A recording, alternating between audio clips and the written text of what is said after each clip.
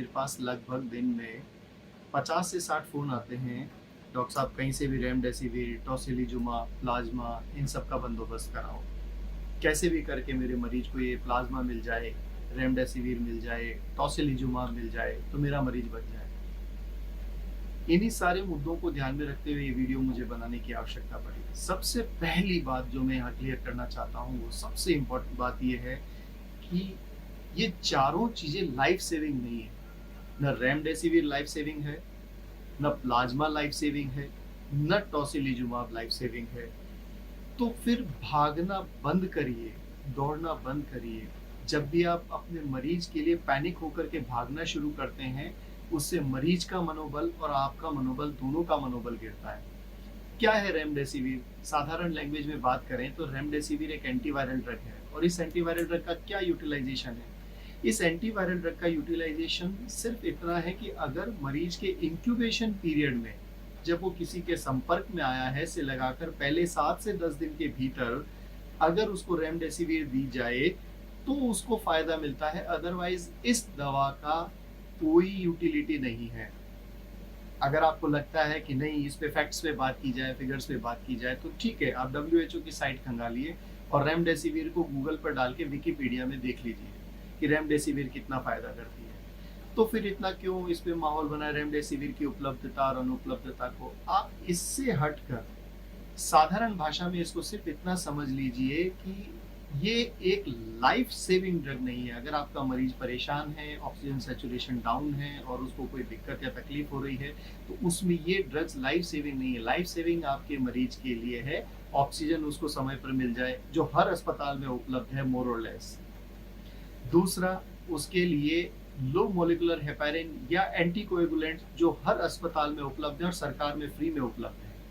और तीसरा, कोई भी स्टेरॉइड जो उस इन्फ्लामेशन को रोक सके। ये 3 लाइफ सेविंग चीजें हैं जो हर अस्पताल में मोर और लेस अवेलेबल हैं, जिसके कारण से पेशेंट को सर्वाइव किया जा सकता है या बचाया जा सकता है। अच्छा, दूसरी बात यहाँ करते हैं कुछ फैक्ट्स एंड फिगर्स की। लोग कहते हैं अभी भय का पूरा माहौल है, हर न्यूज चैनल पे संक्रमित की दर बताई जा रही है, रिकवरी की दर कोई नहीं बता रहा। कितना पैनिक क्रिएट किया है। और मेडिकल साइंस में एक डिजीज होती है जिसका नाम है पैनिक सिंड्रोम। जब अब पेशेंट पैनिक में होता है तो उसको डिस्निया होना शुरू होता है, सांस फूलने लगती है। अच्छा, इस बात को ऐसे समझते हैं, आप जब कभी जीवन में भयग्रस्त हुए हैं तो आपकी सांस की गति कैसे रही है?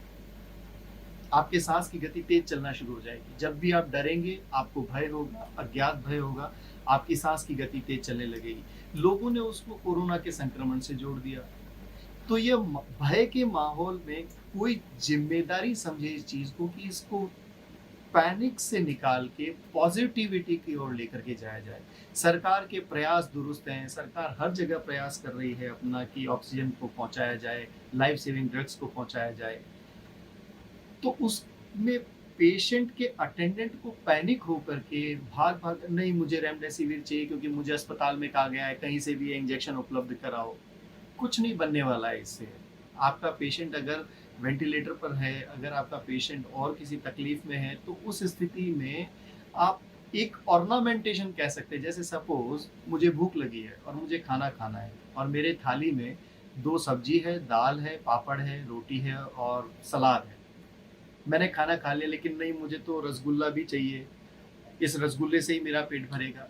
तो ये ऑर्नामेंटेशन हम कह सकते हैं। जैसे प्लाज्मा थेरेपी है, प्लाज्मा थेरेपी ठीक है, अच्छा है, लेकिन अगर नहीं मिल पा रहा है कहीं से तो उसमें पैनिक क्रिएट करने की कोई आवश्यकता नहीं है। तो अपनी पॉजिटिविटी को बनाए रखिए, अपने भीतर की प्राण शक्ति को बनाए रखिए और हर वक्त अपने आप से ये वादा कीजिए कि मैं बिल्कुल ठीक हूँ और कुछ नहीं होगा मुझे और मेरे परिवार को। इस तरह की पॉजिटिविटी इस पूरे एटमॉस्फेयर में जब आप फैलाएंगे तो हो सकता है आपसे, आपके पड़ोसियों से, प्लस अगल बगल के लोगों को भी आपसे उस तरह की ऊर्जा मिलेगी।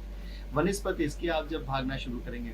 मेरी सहानुभूति उन सभी लोगों के साथ है जिनके परिवारजन या जो लोग कोविड से संक्रमित है, उन सबके लिए मेरा ये मूल मंत्र है कि वो अपने आप से ये कहते रहें या दोहराते रहें, मैं बिल्कुल ठीक हूँ। एंड मार्क माई वर्ड्स, आप चाहें तो लिख सकते हैं, वो बिल्कुल ठीक हो जाएंगे, ऐसा मेरा मानना है।